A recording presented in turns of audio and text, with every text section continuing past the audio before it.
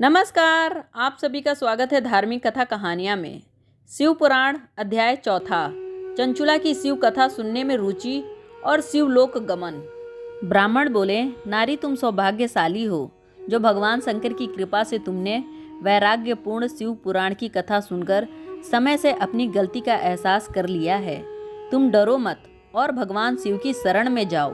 उनकी परम कृपा से तुम्हारे सभी पाप नष्ट हो जाएंगे। मैं तुम्हें भगवान शिव की कथा सहित वह मार्ग बताऊंगा जिसके द्वारा तुम्हें सुख देने वाली उत्तम गति प्राप्त होगी। शिव कथा सुनने से तुम्हारी बुद्धि शुद्ध हो जाएगी और तुम्हें पश्चाताप हुआ है तथा मन में वैराग्य उत्पन्न हुआ है। पश्चाताप ही पाप करने वाले पापियों के लिए सबसे बड़ा प्रायश्चित है। पश्चाताप ही पापों का शोधक है। इससे ही पापों की शुद्धि होती है। सत्य पुरुषों के अनुसार पापों की शुद्धि के लिए प्रायश्चित पश्चाताप से ही संपन्न होता है। जो मनुष्य अपने कुकर्म के लिए पश्चाताप नहीं करता वह उत्तम गति को प्राप्त नहीं करता, परंतु जिसे अपने कुकृत्य पर हार्दिक पश्चाताप होता है वह अवश्य उत्तम गति का भागीदारी होता है। इसमें कोई शक नहीं। शिव पुराण की कथा सुनने से चित्त की शुद्धि एवं मन निर्मल होता है। शुद्ध चित्त में ही भगवान शिव व पार्वती का वास होता है। वह शुद्ध आत्मा पुरुष सदा शिव के पद को प्राप्त होता है। इस कथा का श्रवण सभी मनुष्यों के लिए कल्याणकारी है, अतः इसकी आराधना व सेवा करनी चाहिए। यह कथा भवबंधन रूपी रोग का नाश करने वाली है। भगवान शिव की कथा सुनकर हृदय में उसका मनन करना चाहिए। इससे चित्त की शुद्धि होती है। चित्त शुद्धि होने से ज्ञान और वैराग्य के साथ महेश्वर की भक्ति निश्चित ही प्रकट होती है तथा उनके अनुग्रह से दिव्य मुक्ति प्राप्त होती है। जो मनुष्य माया के प्रति आसक्त हैं वह इस संसार बंधन से मुक्त नहीं हो पाता। हे ब्राह्मण पत्नी, तुम अन्य विषयों से अपने मन को हटाकर भगवान शंकर की इस परम पावन कथा को सुनो। इससे तुम्हारे चित्त की शुद्धि होगी और तुम्हें मोक्ष की प्राप्ति होगी। जो मनुष्य निर्मल हृदय से भगवान शिव के चरणों का चिंतन करता है उसकी एक ही जन्म से मुक्ति हो जाती है।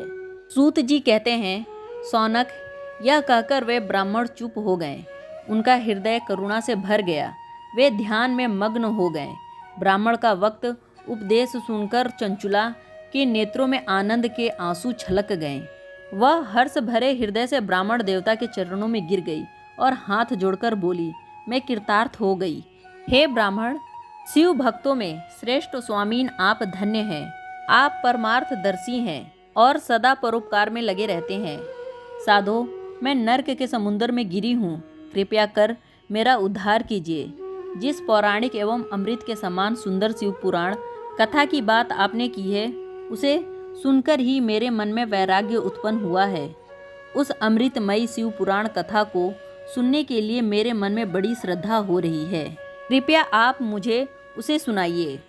सूत जी कहते हैं, शिव पुराण की कथा सुनने की इच्छा मन में लिए हुए चंचुला उस ब्राह्मण देवता की सेवा में वहीं रहने लगी। उस गोकर्ण नामक महाक्षेत्र में उन ब्राह्मण देवताओं के मुख से चंचुला शिव पुराण की भक्ति, ज्ञान और वैराग्य बढ़ाने वाली और मुक्ति देने वाली परम उत्तम कथा सुनकर कृतार्थ हुई। उसका चित्त शुद्ध हो गया। वह अपने हृदय में शिव के सद्गुण रूप का चिंतन करने लगी। वह सदैव शिव के सच्चिदानंद स्वरूप का स्मरण करती थी। तत्पश्चात अपना समय पूर्ण होने पर चंचुला ने बिना किसी कष्ट के अपना शरीर त्याग दिया। उसे लेने के लिए एक दिव्य विमान वहां पहुंचा। यह विमान शोभा साधनों से सजा था। एक शिव गण से सुशोभित था। चंचुला विमान में शिवपुरी पहुंची। उसके सारे पाप धुल गए थे। वह दिव्यांगना हो गई। वह गौरांगी देवी मस्तक पर अर्धचंद्रमा का मुकुट एवं अन्य दिव्य आभूषण पहनने शिवपुरी पहुंची। वहां उसने सनातन देवता त्रिनेत्रधारी महादेव शिव को देखा। सभी देवता उनकी सेवा में भक्ति भाव से उपस्थित थे। उनकी अंग कांति करोड़ों सूर्य के समान प्रकाशित हो रही थी। 5 मुख और हर मुख में 3-3 नेत्र थे। मस्तक पर अर्धचंद्रमा आकार मुकुट शोभामान हो रहा था। कंठ में नील चिन्ह था। उनके साथ में देवी गौरी विराजमान थी जो विद्युत पुंज के समान प्रकाशित हो रही थी। महादेव जी की कांति कपूर के समान गौर थी। उनके शरीर पर श्वेत वस्त्र थे तथा शरीर श्वेत भस्म से युक्त था। इस प्रकार भगवान शिव के परम उज्जवल रूप के दर्शन कर चंचुला बहुत प्रसन्न हुई। उसने भगवान को बारंबार प्रणाम किया और हाथ जोड़कर प्रेम, आनंद और संतोष से युक्त हो विनती भाव से खड़ी हो गई। उसके नेत्रों में आनंद आंसू की धारा बहने लगी। भगवान शंकर एवं भगवती गौरी उमा ने करुणा के साथ सौम्य दृष्टि से देखकर चंचुला को अपने पास बुलाया। गौरी उमा ने उसे प्रेम पूर्वक अपनी सखी बना लिया। चंचुला सुखपूर्वक भगवान शिव के धाम में उमा देवी की सखी के रूप में निवास करने लगी। इस प्रकार चौथा अध्याय समाप्त होता है। पांचवा अध्याय प्रारंभ। बिंदुंग का पिशाचनी योनि से उद्धार। सूत जी बोले, सौनक, एक दिन चंचुला आनंद से मग्न उमा देवी के पास गई और दोनों हाथ जोड़कर उनकी स्तुति करने लगी। चंचुला बोली, हे गिरजा नंदिनी स्कंद माता उमा, आप सभी मनुष्यों एवं देवताओं द्वारा पूज्य तथा समस्त सुखों को देने वाली हैं। आप शुभ प्रिया हैं, आप ही सगुणा और निर्गुणा हैं। हे सच्चिदानंद स्वरूपिणी, आप ही प्रकृति की पोषक हैं। हे माता, आप ही संसार की सृष्टि, पालन और संहार करने वाली हैं। आप ही ब्रह्मा, विष्णु और महेश को उत्तम प्रतिष्ठा देने वाली परम शक्ति हैं। सूत जी कहते हैं, सौनक, सदगति प्राप्त चंचुला इस प्रकार देवी की स्तुति कर शांत हो गई। उसकी आंखों में प्रेम के आंसू उमड़ आए।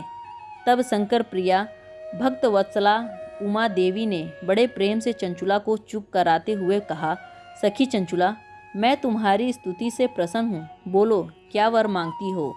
चंचुला बोली, हे गिरजा कुमारी, मेरे पति बिंदुंग इस समय कहाँ है, उनकी कैसी गति हुई है, मुझे बताइए और कुछ ऐसा उपाय कीजिए ताकि हम फिर से मिल सकें।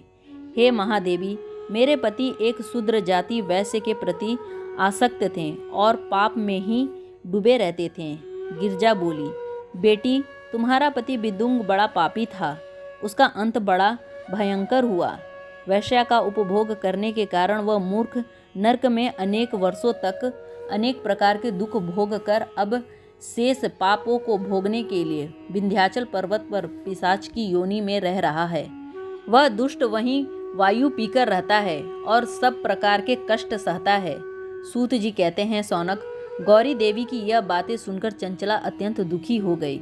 फिर मन को किसी तरह स्थिर करती हुई दुखी हृदय से माँ गौरी से उसने एक बार फिर पूछा, हे महादेवी, मुझ पर कृपा कीजिए और मेरे पापी पति का अब उद्धार कर दीजिए। कृपया करके मुझे उस उपाय के बारे में बताइए जिससे मेरे पति का उत्तम गति प्राप्त हो सके। गौरी देवी ने कहा, यदि तुम्हारा पति शिव पुराण की पुण्यमयी उत्तम कथा सुनने तो वह दुर्गति को पार करके उत्तम गति का भागी हो सकता है। अमृत के समान मधुर गौरी देवी का यह वचन सुनकर चंचुला ने दोनों हाथ जोड़कर मस्तक झुकाकर उन्हें बारंबार प्रणाम किया तथा प्रार्थना की कि मेरे पति को शिव पुराण सुनाने की व्यवस्था कीजिए। ब्राह्मण पत्नी चंचुला के बार बार प्रार्थना करने पर शिवप्रिया गौरी देवी ने भगवान शिव की महिमा का गान करने वाले गंधर्व राज तुम्बोरो को बुलाकर कहा, तुम्बोरो, तुम्हारी भगवान शिव में प्रीति है। तुम मेरे मन की सभी बातें जानकर मेरे कार्यों को सिद्ध करते हो। तुम मेरी इस सखी के साथ विंध्य पर जाओ। वहाँ एक महाघोर और भयंकर पिशाच रहता है। पूर्व जन्म में वह पिशाच बिंदुंग नामक ब्राह्मण मेरी इस सखी चंचुला का पति था। वह वैश्यागामी हो गया। उसने स्नान, ध्यान आदि नित्य कर्म छोड़ दिए। क्रोध के कारण उसकी बुद्धि भ्रष्ट हो गई। दुर्जनों से उसकी मित्रता तथा सज्जनों से द्वेष बढ़ गया था। वह अस्त्र शस्त्र से हिंसा करता था, लोगों को सताता और अनेक घरों में आग लगा देता था। चंडालों से दोस्ती करता वह रोज वैश्याओं के पास जाता था। पत्नी को त्याग कर दुष्ट लोगों से मस्ती कर उन्हीं के संपर्क में रहता था। वह मृत्यु तक दुराचार में फंसा रहा। मृत्यु के बाद उसे पापियों के भोग स्थान यमपुर ले जाया गया। वहां घोर नरक को सहकर इस समय वह विंध्य पर्वत पर पिशाच बनकर रह रहा है और पापों का फल भोग रहा है। तुम उसके सामने परम पुण्यमयी पापों का नाश करने वाली शिव पुराण की दिव्य कथा का प्रवचन करो। इस कथा को सुनने से उसका हृदय सभी पापों से मुक्त होकर शुद्ध हो जाएगा और वह प्रेत योनि से मुक्त हो जाएगा। दुर्गति से मुक्त होने पर उस बिंदु नामक पिशाच को विमान पर बैठाकर तुम भगवान शिव के पास ले आना।